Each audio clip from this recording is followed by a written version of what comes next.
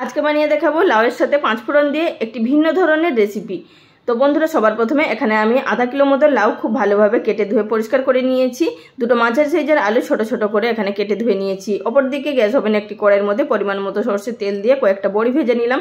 তেলের মধ্যে দিয়ে দিলাম ফোড়নে একটি তেজপাতা, একটি শুকনো লঙ্কা, আর দিলাম হাফ টি স্পুন পরিমাণ গোটা জিরে, হাফ টি স্পুন পরিমাণ এখানে গোটা সরষে। কালো সরষেটা অবশ্যই ব্যবহার করবেন।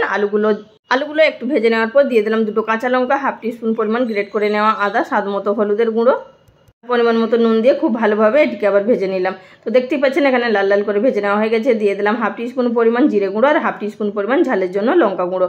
ভেজে নেওয়ার পর এবার এর মধ্যে দিয়ে দিলাম আগে থাকতে কেটে ধুয়ে রাখা লাউগুলো কিন্তু অবশ্যই কিন্তু এভাবে আলু ভাজার মতো পাতলা পাতলা করে কেটে নেবেন। আর দিলাম এখানে একটি মাঝারি সাইজের টমেটো, সেটিকে একদম পাতলা করে কেটে নিয়েছি। তবে কিন্তু এখানে টমেটোর পরিমাণ বেশি দেবেন না, লাউয়ের তরকারির মধ্যে টমেটোর বেশি দিলে টক লাগলে খেতে ভালো লাগবে না।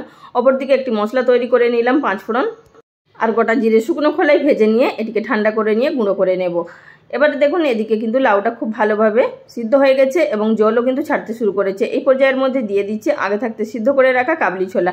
এখানে আমি সকালে টিফিনের জন্য বানিয়েছিলাম, তো সেখান থেকে আমি কিছুটা পরিমাণ সিদ্ধ ছোলা তুলে রেখেছিলাম। আপনারা চাইলে এখানে কিন্তু যে কালো ছোলাটা সেটিও ব্যবহার করতে পারেন, তবে কিন্তু লাউগুলোর সাথে একসাথে দিয়ে দিতে পারেন, তাহলে খুব তাড়াতাড়ি সিদ্ধ হয়ে যাবে।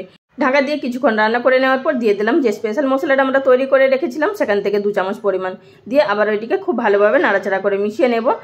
আর এখন এর মধ্যে দিয়ে দিচ্ছি যে আগে থাকতে ভেজে রাখা বড়িগুলো, সেগুলোকে এইভাবে হাত দিয়ে একটু গুঁড়ো করে দিয়ে দিলাম। তো মুখে পড়লে খেতে খুব ভালো লাগবে। তো ঢাকা দিয়ে আরও 2 মিনিট মতো এটিকে লো ফ্লেমে রান্না করে নিলাম, যাতে বড়িগুলোর মধ্যে লাউয়ের গ্রেভিটা ঢুকে যায়। আর সবশেষে সামান্য পরিমাণ চিনি দিয়েছিলাম। এইভাবে যদি বানিয়ে না খেয়ে থাকেন অবশ্যই একবার ট্রাই করবেন।